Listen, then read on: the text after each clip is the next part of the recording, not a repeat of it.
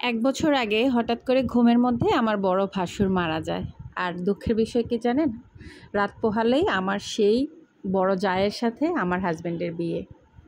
আমার ডিভোর্স হয়নি এখনও, এমনকি আমার স্বামীর ঘর ছেড়েও কোথাও যায়নি এ পর্যন্ত। আমি আমার রুমে, বিয়ের 9 বছর হতে চলছে, এখনও নিঃসন্তান। সমস্যাটা আমার স্বামীর, ওনার শুক্রাণুর সংখ্যা মাত্র 2%। অনেক চিকিৎসা করেছি কিন্তু লাভ হয়নি। বিয়ের 3 বছরের মাথায় যখন জানতে পারি তার কখনো সন্তান হবে না, বিশ্বাস করবে সে মানুষটা সারা রাত আমাকে জড়িয়ে ধরে কেঁদেছে।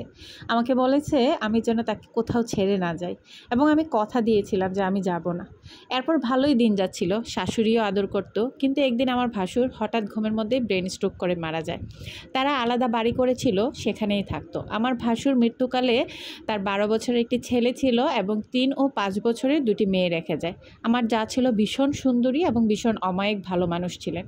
তার যে 3টা বাচ্চা দেখে বোঝাই যায় না যে তার 3টা বাচ্চা আছে, এবং তাদের সংসারের বয়স কত জানেন? 18 বছর।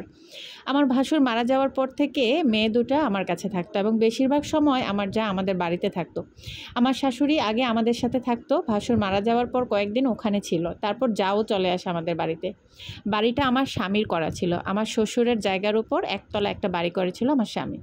আমার জায়ের মেয়েরা আমার স্বামীকে আগে ছোট বাবা বলে ডাকতো, আর এখন বাবা বলেই ডাকে। আমার ভাসুরের মোটামুটি টাকা পয়সা ছিল, আর্থিক অভাবও ছিল না, তারপরেও আমার স্বামী এবং আমি তাদের যথেষ্ট দেখতাম। ভাসুর মারা যাওয়ার পর থেকে বাচ্চাগুলো আমার স্বামীকে ছাড়া আর কিছুই বুঝতো না।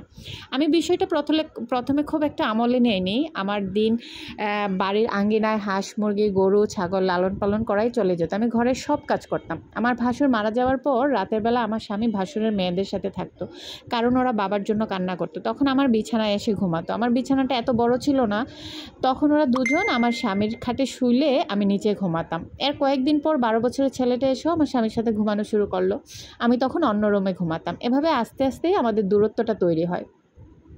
আমার ভাসুর মারা যাবার বছরখানেক পার হওয়ার পর খেয়াল করলাম আমার শাশুড়িও আমাকে তেমন একটা দেখতে পারে না, সব কিছুতেই বড় ভাবিকে প্রাধান্য দেয়, এবং আমার স্বামীও আমাকে গুরুত্ব দিত না এবং সময় দিত না, সব কিছুতেই ভাবি করতো। আমার বড় যা হচ্ছে আমার শাশুড়ির বোনের মেয়ে। আমার শাশুড়ি তার বোনের মেয়েকে আনছে তার বড় ছেলের জন্য, আর আমার স্বামী আমাকে পছন্দ করে পারিবারিকভাবে বিয়ে করেছে। এজন্য অবশ্য প্রথম আমার শাশুড়ি আমাকে তেমন পছন্দও করতো না। ভাসুর মারা যাওয়ার পর পার হওয়ার পর মানে বছরখানেক পার হওয়ার পর তাদের বাড়িতে চলে গেল আমার শাশুড়ি। তারা শাশুড়ি গেল, এবং মাঝে মাঝে আমার স্বামী সেখানেও থাকতো, মাঝে মাঝে আমাদের বাড়িতে আসতো। তা আমার স্বামী সেখানে বাজার করে দিত, রাতে বেশিরভাগ সময় ওখানে থাকতো। আমি থাকতে পারতাম না, কারণ আমার গবাদি পশু ছিল, এগুলো দেখাশোনা করা লাগতো। একটা সময় শুধু সকালে কোনো কাজ থাকলে আমার দিকে আসতো আমার স্বামী, আর না হয় আসতো না। আমিও চুপচাপ সহ্য করেছি, কারণ ঝগড়া করলে আরও ঝামেলা হতো এবং মারামারি হতো। এখন মাসেও আসতো না, তাই আমিও আর কিছু বলতাম না, শুধু বুঝতাম মানুষটা আর আমার নেই। একদিন আমার শাশুড়ি আর আমার স্বামী এসে বলে, তুমি জানো আমার ছেলের কখনো বাচ্চা হবে না, আমার বড় ছেলেও মারা গেছে, আমি চাইছি বড় বউর সাথে আমার ছেলের বিয়ে দিতে, সাথে 3টা সন্তান পাবে আমার ছেলে, আমাকে 3 লাখ টাকা দিয়ে দিবে, আমি যেন চলে যাই, যদি থাকতে চাই থাকতে পারবো, তাদের কোনো সমস্যা নেই। আমি ততদিনে বিষয়টা আন্দাজ করতে পেরেছি এরকম কিছু হবে। আমি আমার স্বামীকে কিছুই বলিনি, কারণ তার সাথে আমার এক আকাশ অভিমান জমা ছিল। আমি গরিব ঘরের মেয়ে, আমার মা অসুস্থ, আমার বাবা নেই, আমার একটা ভাই আছে, তার বউ নিয়েই থাকে। আমি জানতাম এখান থেকে চলে গেলে আমার আর বিয়ে হবে না কোনো ভালো জায়গায়। আমি চুপচাপ মেনে নিয়েছি, শুধু বুকে ব্যথা হতো আর কলিজা মুচড়াতো। রাত হলে বিশ্বাস করেন অঝরে কাঁদতাম বালিশ চাপা দিয়ে। তবে একটা সময় পরে আমার আর কান্না আসতো না, আমি কাঁদতে চাইতাম কিন্তু আর কান্না আসতো না, নামাজের বিছানায়ও কান্না আসতো না। তারপর আমার স্বামী আমাকে বলে, তোমাকে কোনো দিন আমি অবহেলা করব না। আমি কিছু বলিনি, শুধু হেসেছি। আমার শাশুড়ি একজনকে পাঠিয়েছে বাজার থেকে শাড়ি আর কিছু সাজানোর জিনিসপত্র কিনে আনার জন্য। আমার স্বামী আর শাশুড়ি তারপর চলে যায়, কারণ পরের দিন তাদের বিয়ে। ওরা চলে যাওয়ার পর কান্না আসে নাই, শুধু আমার গরু ছাগল আর মুরগিগুলো জড়িয়ে ধরতাম একটু পর। আমার মাকে বিষয়টা বলেছি, শুধু মা বলেছিল, মারে একটু সহ্য করে পড়ে থাক, কই আসবি বল, তোর ভাইয়ের নুন আনতে পান্তা ফুরায়। আমার ভাই বিষয়টা জানতে পেরে আমার শ্বশুরবাড়িতে আসে, আমাকে নিয়ে যেতে বলেছে, ভিক্ষা করে তোকে খাওয়াবো, চল আমার সাথে। কিন্তু আমি যাইনি, কারণ আমি জানি ওখানে ফিউচার ভালো হবে না। তারপর তাদের বিয়ে হলো। আমার স্বামী এখানে আর তেমন আসেও না, সপ্তাহে আসে আমার সাথে কথা বলে, আমি তেমন কথা বলি না, কাজের অজুহাত দিয়ে দূরে দূরে সরে থাকি। উনি আমার সাথে মাঝে মধ্যে মানে শারীরিক সম্পর্ক করতে চাইলেও বিভিন্ন সমস্যা দেখাতাম আমি, তখন উনি রাগ করে চলে যেত, মাসে 15 দিনেও আসা বন্ধ করে দেয়।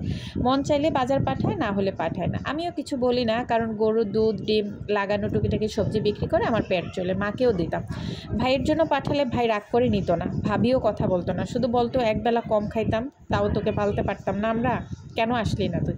আমার কেন জানি মনে হতো এখন এমন বলছে, কিন্তু একটা সময় ঠিকই আমাকে ওদের কাছে বোঝা মনে হবে।